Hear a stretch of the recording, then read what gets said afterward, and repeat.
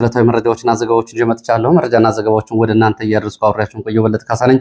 እናንተም እየተከታተላችሁ አብራችሁ እንድትቆዩ ነው በአክብሮት የምጋብዛችሁ። በዚህ ሰዓት የተለያዩ መረጃዎችን ይዣለሁ። እንግዲህ ከያዝኳቸው መረጃዎች መካከል ሰሜን ምዕራብ ዕዝ እስከ መከላከያ ደህንነትና መረጃ መምሪያ ድረስ ያሉ የመከላከያ አዛዦች ይህንን ሲናገሩ ነው የዋሉት።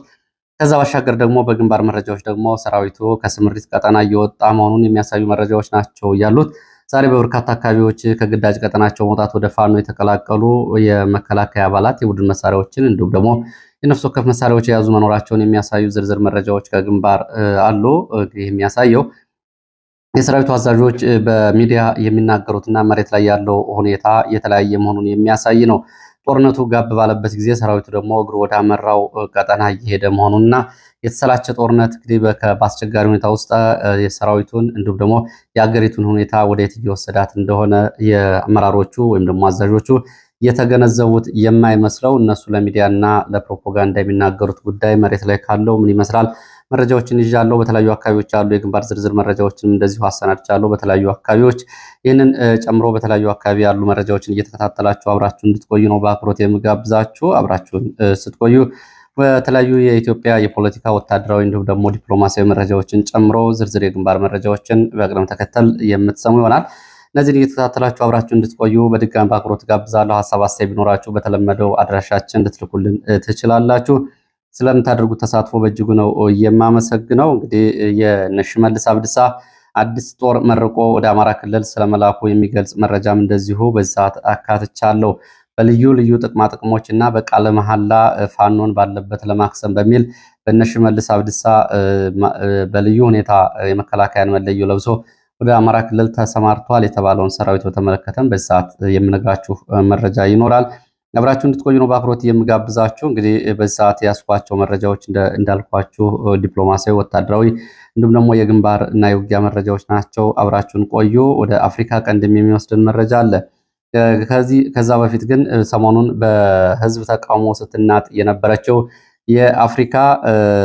አፍሪካዊቱ ሀገር የአፍሪካ ደሴት እየተባለች ጠራው ማዳጋስካር ፕሬዚዳንቷ ዛሬ ማለዳ በፈረንሳይ የጦር አውሮፕላን ተጭኖ ከሀገር መሸሹን መረጃዎች እየዘገቡ ነው የሚገኙት። በኑሮ ውድነት በአስከፊ በተመሳሳይ ከኢትዮጵያ ጋር ባለው አጠቃላይ ኑሮ ውድነትና የኑሮ ጫና ውስጥ እዚህ የሀገሪቱ ዜጎች ወደ አደባባይ ከወጡ በኋላ ፕሬዚዳንቱ ዛሬ ጠዋት ለሰልፈኞቹ ንግግር ለማድረግና አንዳንድ ማሻሻያዎችን ለማድረግ ቃል ገብቶ ቀጠሮ የያዘ ቢሆንም መግለጫውን ሳይሰጥ እሱ ግን በጠዋት አገሩን ለቆ ሄዷል። ያው እንዲህ ፈረንሳዮቹ ከዚህ ጀርባ አመፅ እንዳሉ ሆነው ግን በህዝቡ ላይ ያለው የኑሮ ውድነትና ምሬት ህዝብ ወደ አደባባይ አውጥቶታል። በተለያዩ አካባቢዎች ያለውም ውጥረት ይህንን ነው የሚያሳየው። ወደ መረጃዎቹ ዜድ እንግዲህ አዳዲስ ተጨማሪ የጦርነት ውጥረቶች የፖለቲካ የኢኮኖሚ እና የጸጥታ ቀውስ ተባብሶ በቀጠለበት በሀገራችን በዚህ ወቅት እንግዲህ እነ ሽመልስ አብዲሳ ከራሳቸው ህዝብ ከፍተኛ ተቃውሞ እየገጠማቸው መሆኑን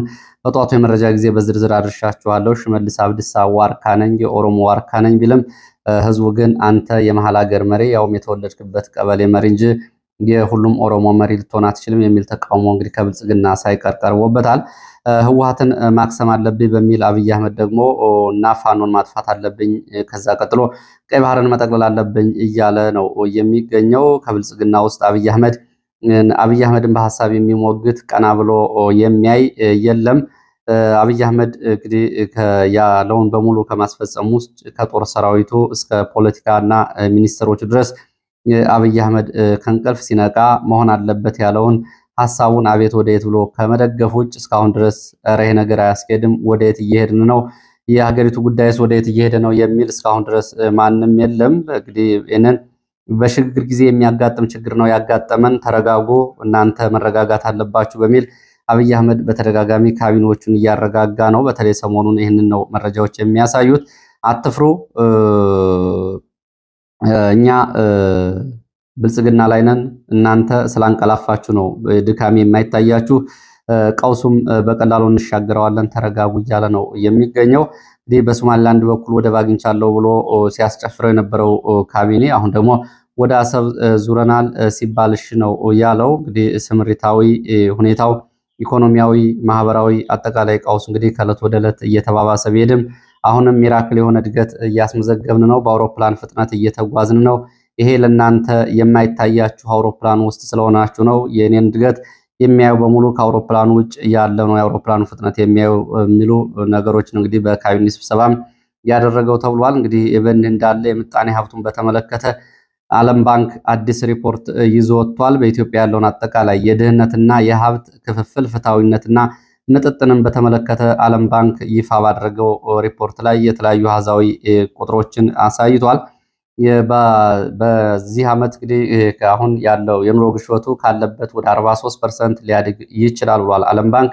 ባለፈው ግን ፕሬዝዳንት ታዬ አጽቀሥላሴ በፌዴሬሽን ምክር ቤት እና የተወካዮች ምክር ቤት የዓመቱ የስራ ዘመን ሲከፈት ምጣኔ ይህንን በተለይ የኑሮ ዋጋ የኑሮ ውድነቱና የዋጋ ንረቱን ከ20% ወደ 13% ማውረዳቸውን ገልጸው ነበር። ዓለም ባንክ ግን በኢትዮጵያ ውስጥ ያለው የድህነትና የኑሮ አለመመጣጠን የሀብት ፍትሐዊ ክፍፍል ምጥጥኑ ወደ 43% አድጓል ብሏል። ኢትዮጵያ ባለፉት 20 ዓመታት ድህነትን ለመቀነስ መሰረታዊ ስኬቶች ብታሳይም አሁን በውጭ እና በውስጥ መሰናክሎች ምክንያት የዜጎቿ የኑሮ ሁኔታ ከባድ የሚባል ችግር ላይ መውደቁን ዓለም ባንክ በሪፖርቱ አሳይቷል።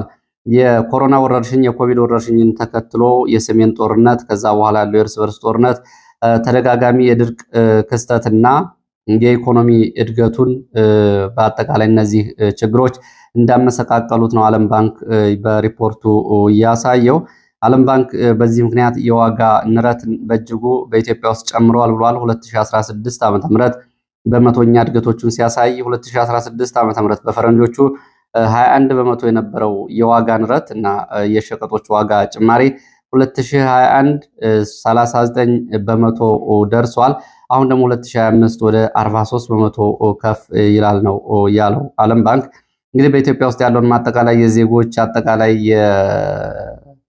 የገቢ ሁኔታን የትምህርት አጠቃላይ ይህንን በዓለም አቀፉ የልማት ኢንዴክስ ሲለካ ዓለም ባንክ 37 በመቶ የሚሆኑ ዜጎች እንግዲህ $3 በታች ገቢ ያላቸው ናቸው ኢትዮጵያን። 38 በመቶ ለትምህርት የደረሱ ትምህርት ያልገቡበት ሀገር ነው ኢትዮጵያ ብሏል። 26% የሚሆኑት ደግሞ የመጀመሪያ ደረጃ ትምህርታቸውን እንኳን ማጠናቀቅ ያልቻሉ ዜጎች የምትገኝባት ሀገር ነች ሲል 41 በመቶ የሚሆነው የፍሳሽ አገልግሎት የሌላቸው ኢትዮጵያውያን ናቸው። 95 በመቶ የንጹህ ውሃ እና የፍሳሽ አገልግሎት ተጠቃሚ ከዚህ ጋር በተያያዘ በገጠርና በከተማ አሃዛዊ መረጃውን አስቀምጧል። በገጠር አስከፊ ድህነትን በተመለከተ 86 በመቶ የሚሆነው ህዝብ በገጠር ይኖራል። ከዚህ ውስጥ እንግዲህ ጎልማሳው የመጀመሪያ ደረጃ ትምህርት እንዳላገኘ ዓለም ባንክ ገልጿል። ዓለም ባንክ በዚህ ሪፖርቱ 1% የሚሆነው የኢትዮጵያ ህዝብ ብቻ ፍሪጅ፣ ኮምፒውተር፣ መኪና፣ ብስክሌት እንዳለው ሲገልጽ 99 በመቶ የሚሆነው ምንም እንደሌለውና የድህነት ምጥጥና የሀብት ክፍፍሉን በዚህ መንገድ እንደሚገለጽ ነው ያሳየው። 15 በመቶ የሚሆነው ከተሜ በከፋ ድህነት ውስጥ ይገኛል ሲል ዓለም ባንክ 45 በመቶ የሆነው ደግሞ የገጠሩ ህዝብም እንደዚሁ በከፋ ድህነት ውስጥ እንደሚገኝ ገልጿል። በእድሜ ደረጃም ድህነቱን ሲያሳይ ዓለም ባንክ እስከ 14 ዓመት ያሉ ኢትዮጵያን 45 በመቶ ድህነት ውስጥ ነው የሚኖሩት። ከ15 ዓመት እስከ 64 ዓመት ባለው እድሜ ክልል ውስጥ የሚገኙ ኢትዮጵያን ደግሞ 34 በመቶ እንደዚሁ የከፋ ድህነት ውስጥ ነው የሚገኙት። እድሜያቸው ከ65 ዓመት በላይ ከሆኑ ኢትዮጵያውያን ደግሞ 27 በመቶ የሚሆኑት በድህነት ውስጥ ይገኛሉ ሲል ዓለም ባንክ እንግዲህ ሪፖርቱን ይዞ ወጥቷል። በሌላ ሪፖርት ከቀናት በፊት በግሎባል ሪፖርት ላይ በወጣው 2025 የኢትዮጵያ ገንዘብ የመግዛት አቅም እጅግ ደካማ መባሉ ይታወቃል። በአፍሪካ ውስጥ እንደ ሱዳን እንግዲህ ከፈረሱ ሀገራት እንደ ተዳከሙ ሴራሊዮን እንዲሁም ደግሞ ጊኒን ከመሳሰሉ ሀገራት ጋር የመግዛት አቅሙ ገንዘቡ ተዳክሞ 21ኛ ደረጃ ላይ እንደሚገኝ ከፍተኛ ማሽቆልቆል እንዳሳየ ሪፖርቱ ያሳያል። እንግዲህ በኢትዮጵያ ውስጥ ያለው የስራ አጥነትን ሁኔታ በተመለከተ እንግዲህ ከዕለታዊ ዘገባዎችና ሪፖርቶች እንደሚታየው እጅጉን ተባብሷል። በሀገሪቱ የሚገኙ ወጣቶች አሁን እንደወትሮው ዩኒቨርሲቲ ገብተው የነገ ህልማቸውን ለማሳካት ወይም ደግሞ የብድር መነሻ ገንዘብ አግኝተው በንግድ ዘርፍ ተሰማርተው የብድር አገልግሎት ተመቻችቶላቸው ወይም ደግሞ በትልልቅ የፋብሪካ የኮንስትራክሽን እንዲሁም ደግሞ ሜጋ ፕሮጀክቶች ተቀጥረው በተስፋ መንገድ ላይ አይደሉም። አብዛኞቹ የኢትዮጵያ ወጣቶች በተቃራኒው ባለፉት 5 ዓመታት በኢትዮጵያ ውስጥ እንግዲህ በርካታ ወጣቶች ጠመንጃ ተሸክመው ነው የሚገኙት። በሀገር ውስጥ ጦርነት ፍልሚያ በርካታ ወጣቶች በዚህ የህይወት ውጣ ውረድ ውስጥ ይገኛሉ። በትግራይ በርካታ ወጣቶች እንግዲህ በጦርነት ጋር ህይወታቸው አልፏል። በርካቶቹ የአካል ጉዳተኛ ሆነዋል። አሁንም የጦርነት ዝግጅት ነው ያለው። በአማራ ክልልና በኦሮሚያ ክልል ያለው ሁኔታ ተመሳሳይ ነው። ወጣቶቹ አንዱ መከላከያ፣ አንዱ በልዩ ኃይል፣ አንዱ በሚሊሻ ከነዚህ ካልሆነ ደግሞ አንዱ በፋኖ ሰራዊት፣ አንዱ ደግሞ በኦነግ ሰራዊት ውስጥ ሆነው ጠበንጃ ተሸክመው ነው የሚገኙት። ይህ እንግዲህ በአገሪቱ ያለውን አጠቃላይ ሁኔታ እና በአብይ አህመድ ዘመን ያለው ኢትዮጵያን ሁኔታ የሚያሳይ ነው።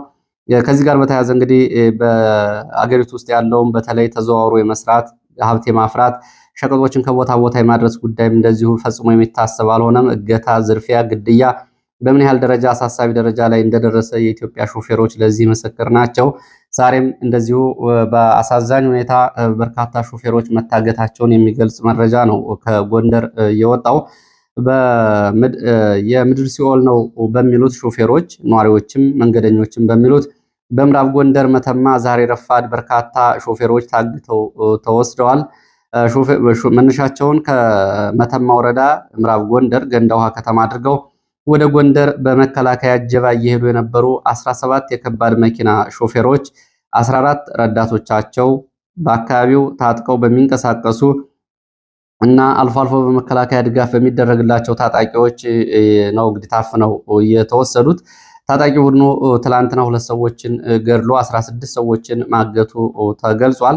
ዛሬ ረፋድ ደግሞ 4 ሰዓት ከ20 ጠዋት መከላከያ እጀባ ላይ በነበረበት ሰዓት በአጠቃላይ እንግዲህ ከ31 በላይ ሾፌሮችና ረዳቶችን ይሄ ቡድን አግቶ ወስዷል።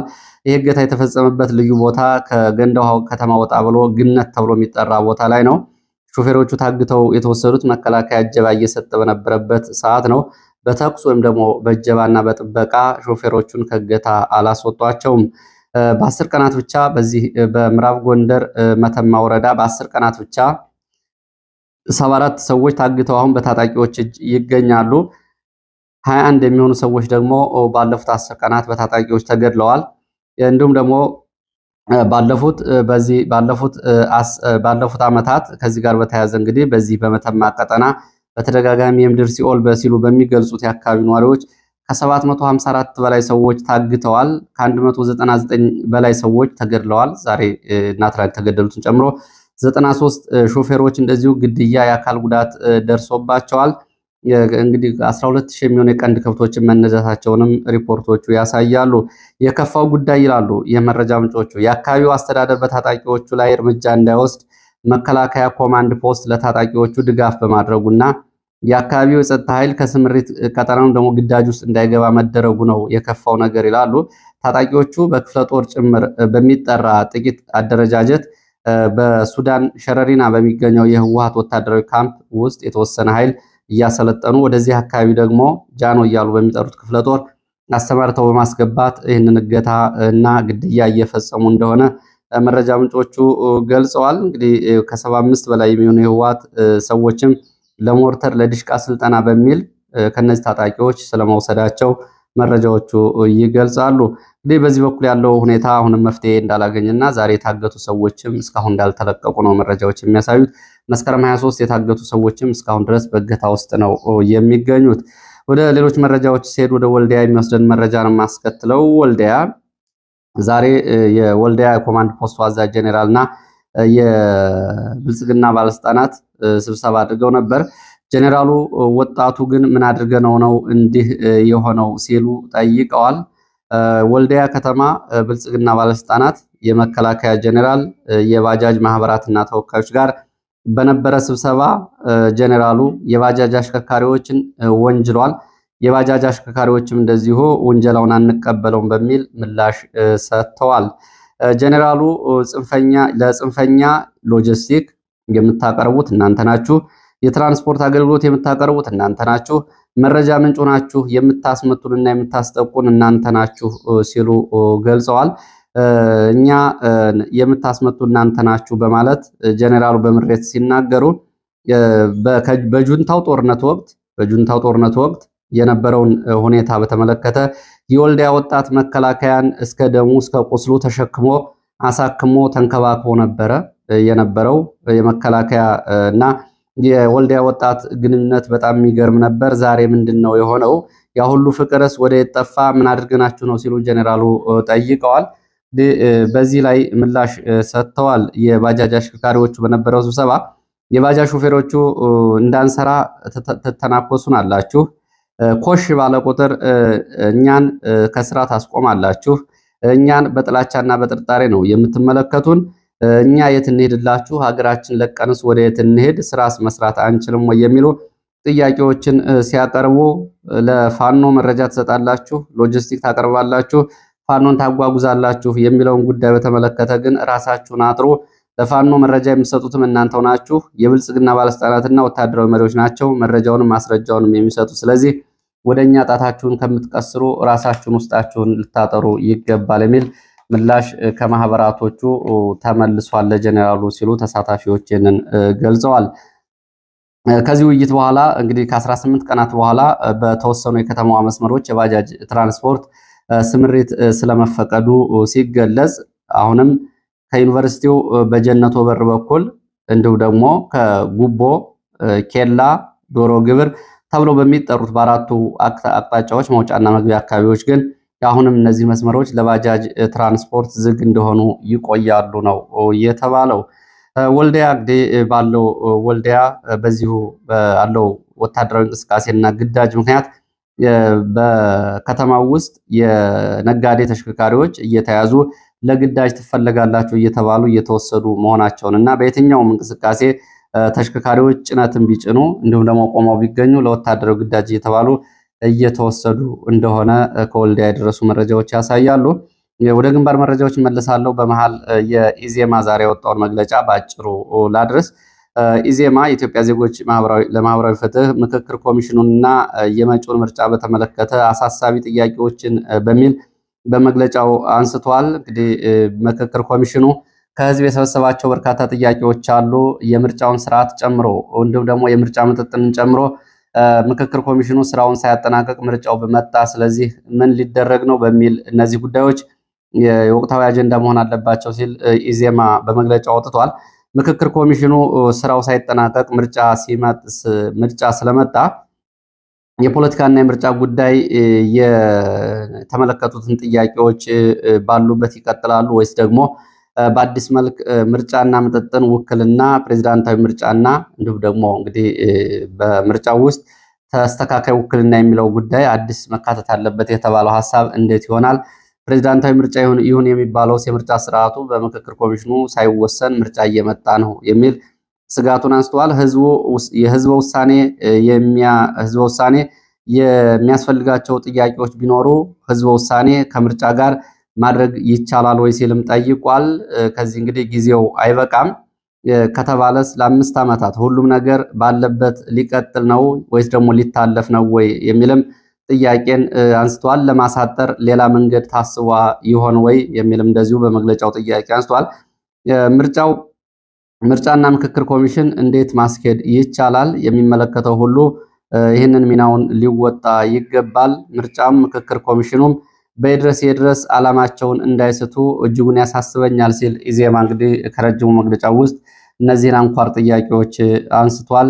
ወደ መረጃዎቹ ቀጥላለሁ። ወደ መረጃዎቹ ሲሄድ ከስምሪት ቀጠናና ከግዳጅ ቀጠና የሚወጡ ወታደሮችን የተመለከቱ መረጃዎች ናቸው። በርካታ የመንግስት የጸጥታ አባላት ከስምሪትና ከግዳጅ ቀጠና እየወጡ ይገኛሉ። በርካታ ቁጥር ያለው የመንግስት ኃይል ከግዳጅ ቀጠና ስለመውጣቱ የሚገልጽ መረጃ ነው ያለው።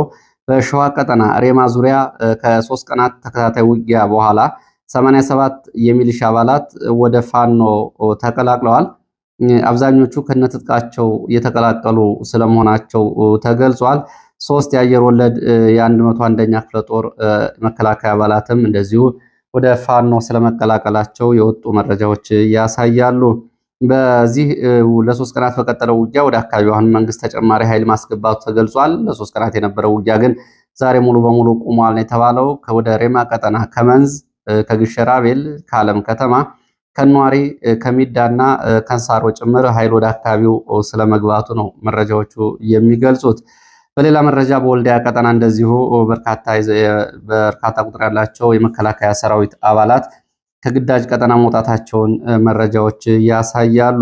ወልዲያ ቀጠና ትላንትና መሻሹን ከፋኖ ጋር ንግግር ሲያደርጉ የነበሩ በርካታ የመከላከያ አባላት ቁጥራቸው ወደ 27 የሚደርስ በዛሬው ዕለት ከግዳጅና ስምሪት ቀጠናቸው በመውጣት ወደ ፋኖ ተቀላቅለዋል። በትላንትናው ዕለትም በተመሳሳይ አንድ የቡድን መሳሪያ የያዙ የመከላከያ አባላት ወደ ፋኖ ስለመቀላቀላቸው ተገልጿል። እንግዲህ የመረጃ ምንጮቹ ይዘውት የገቡት መሳሪያ ዲሽቃ ነው የሚል መረጃ እየወጡ ነው የሚገኙት። ይህን በተመለከተ የቡድን መሳሪያ ይዘው ገብተዋል የሚለው መረጃ በዚህ ባለበት ይቆይ። እንግዲህ በአጠቃላይ በወልዲያ ቀጠና በአጠቃላይ ከ35 በላይ ወታደሮች ውጊያው ከቆመ በኋላ በትላንትናውና በዛሬው ዕለት ከስምሪት ቀጠና በመውጣት ነው እንግዲህ በቡድን ወደ ፋኖ እየተቀላቀሉት።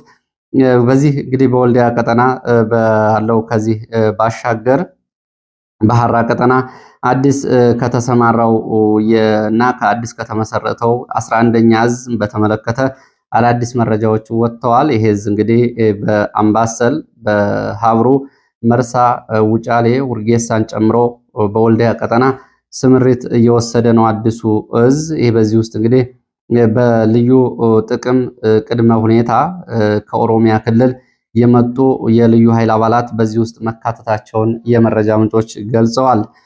በሽመልስ አብዲሳ በቀጥታ ቃል የተገባላቸው ይህንን ዘመቻ ድል አድርገው እንዲመለሱ እየተላኩ መሆናቸውንም ነው መረጃ ምንጮቹ የሚገልጹት። ፋኖን ድል አድርጋችሁ ፋኖን ደምስሳችሁ የምትመለሱ ከሆነ አዲስ አበባ ዙሪያን ጨምሮ በመጣችሁበት በተወለዳችሁበት ወይም ደግሞ በኦሮሚያ ውስጥ በመረጣችሁት ከተማ የቤት መስሪያ ቦታ ይሰጣችኋል፣ የክብር አቀባበል ይደረግላችኋል፣ መሰረታዊ የኑሮ ማሻሻያ ጥቅማ ጥቅሞች ይደረጉላችኋል።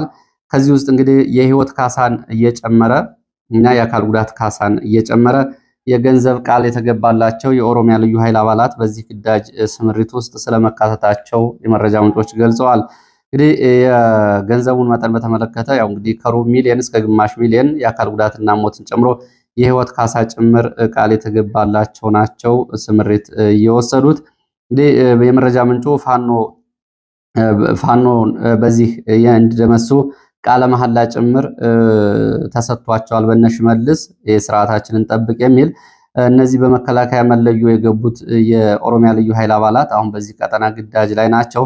ቀደም ብሎ በወለጋ አካባቢ ከሸኔ ጋር በነበረው ውጊያ የጸረ ሽምቅ ልምድና እንዲሁም ደግሞ ከመከላከያ ጋር በዚህ በኩል በሸኔ ላይ ድል አስመዝግባቸዋል የተባሉትም ተመርጠው በወልዲያ ቀጠና መሰማራታቸው ከዚህ ቀደም መገለጹ ይታወቃል።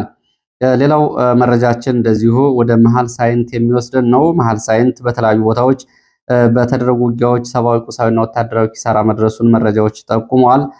ከቀይ ዋሻ፣ ጓሳ እንዲሁም ደግሞ ደንሳ ከተማ ድረስ ቦሮ አካባቢ በተደረጉ ውጊያዎች ወታደራዊ፣ ቁሳዊ እና ሰብአዊ ኪሳራ ደርሷል። በውጊያው በመንግስት ኃይሎች በኩል እንግዲህ እንደ መረጃ ምንጮቹ ከ45 በላይ ከቀላል የአካል ጉዳት እስከ ከባድ እንዲሁም ደግሞ እስከ ሞት ድረስ ጉዳት ሲያስተናግዱ በፋኖ በኩል 4 ጉዳት መድረሱን መረጃዎቹ ገልጸዋል። በጅምር የነበረው ሆስፒታል እንደዚሁ በድሽቃ በመመታቱ እንደዚሁ ሆስፒታሉ እንደዚሁ ጉዳት ደርሶበታል። ከአማራ ሳይንት ከመካነ ሰላም ወደ አካባቢው ተጨማሪ ኃይል መግባቱን ተከትሎ ውጊያው ትላንትና ከሰዓት ጀምሮ ሙሉ በሙሉ ቆሟል። አንድ ቡድን መሳሪያ 11 የነፍስ ወከፍ መሳሪያዎች በፋኖ ሲገቡ 11 የሚደርሱ የሚሊሻ አባላትም እንደዚሁ በፋኖ ስለመያዛቸው ከአካባቢ ወጡ መረጃዎች ይህንን ያሳያሉ። ወደ ሌላው መረጃችን ስንሄድ ወደ መቀሌ የሚወስደን መረጃ ነው የማስከትለው። መቀሌ በተቃውሞ አደባባይ የወጡ ታጣቂዎች የጊዜያዊ አስተዳደሩን ቢሮ ከበው እንደነበር መረጃዎች ገልጸዋል። እንዲሁም ደግሞ ከኩያ እና ከአየር ማረፊያ ወደ መቀሌ ከተማ የሚያስገባው መንገድም እንደዚሁ በታጣቂዎቹ ተቃውሞ ተዘግቶ እንደነበር ከአካባቢ የወጡ መረጃዎች ያሳያሉ። በዚህ ሁኔታ እንግዲህ ጀነራል ታደሰ ወረደ በቢሮ ውስጥ ባለመገኘታቸው ታጣቂዎቹ ወደ ውስጥ ቢገቡም አላገኟቸውም ተብሏል።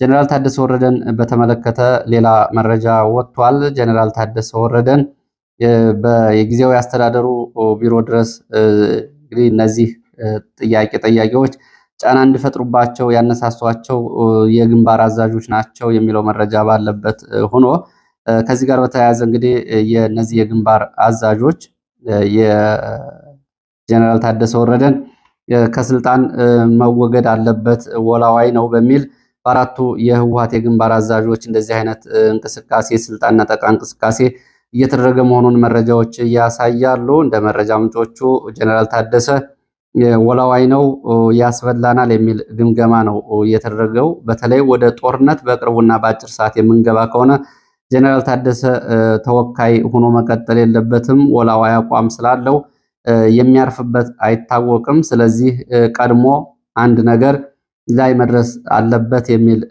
ሐሳብ ነው ያነሱት ተብሏል።